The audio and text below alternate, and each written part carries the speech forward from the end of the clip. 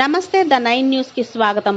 పార్వతీపురం మన్యం జిల్లా సాలూరులో ఈరోజు కౌన్సిల్ హాల్లో మున్సిపల్ అజెండా సమావేశం వాడివేడిగా జరిగింది.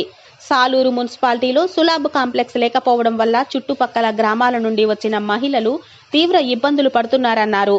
సామాజిక మరుగుదొడ్లు బాగు చేయించమని మంత్రి సంధ్యారాణి గెలిచిన మొదటిసారి చెప్పిన పని కూడా నేటికి చేయలేకపోయారని కౌన్సిలర్లంతా అధికారులపై ఆగ్రహం వ్యక్తం చేశారు.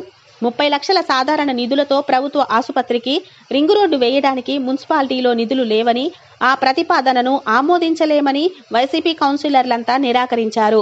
మున్సిపల్ అభివృద్ధికి మంత్రి సంధ్యారాణి అప్పుగా తీసుకువచ్చిన 2 కోట్ల నిధులతో ఏ వార్డుల్లో అభివృద్ధి చేపడుతున్నారో నేటి వరకు కౌన్సిలర్లకు ఎందుకు చెప్పలేదని ప్రశ్నించారు.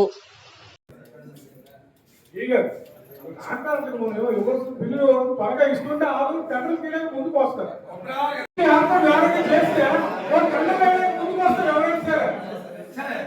వాళ్ళు కూడా ఎంతకైనా అభివృద్ధి చేయగలిగాం. మనం కాంట్రాక్ట్ సేపు కూడా ఆలోచించారు కదా, అది కూడా పద్ధతి కాదు సార్. అవకాశం కాదు సార్, ఇదైతే ఈ ప్రాబ్లం ఉంది అవ్వట్లేదు, ఇది అవుతుందండి చెయ్యండి, దానికి ఏముంటుంది.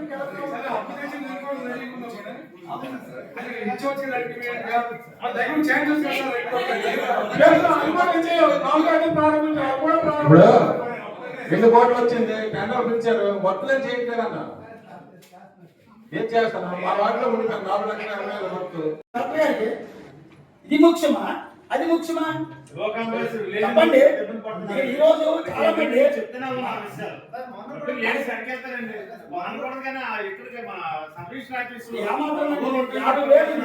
చెప్పండి కలెక్టర్ గారికి. అది కూడా మనం 52 వరకు పిలిచారు. అందులో 30 వరకు మున్సిపాలిటీ వార్డు ఉన్న సులాబీ కార్పొరేషన్ అధ్వానం ఉంది. చాలా చాలా ఈ 3,50,000 అనేది ఆడికొచ్చి పెట్టండి. వ్యక్తులు అందరూ కూడా మేము వ్యతిరేకించడం కాదు.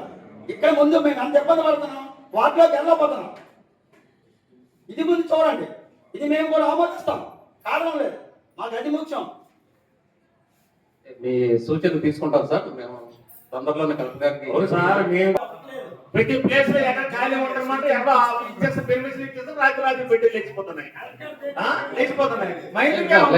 చేయలేదండి మన సిగ్గుండాలండి. మా టైంలో 5 సంవత్సరాలు సిగ్గేస్తున్నాం చెప్పండి. ప్రతి 5 సంవత్సరాలు ప్రతి మీటింగ్ చెప్తూనే ఉన్నాం. గిరిజన మహిళలు వచ్చేసి పరిచయం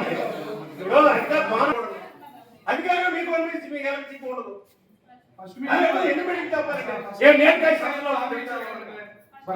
ఫస్ట్ మీటింగ్ లో హామీ ఇచ్చారు కదా, తీసుకోలేదు.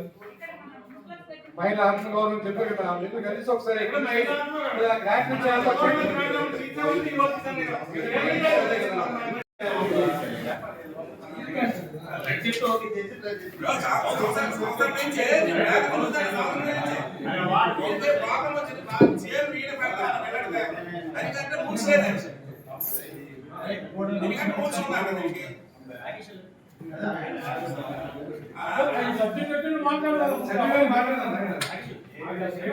చెప్పి జీతాలు ఇస్తున్నాం.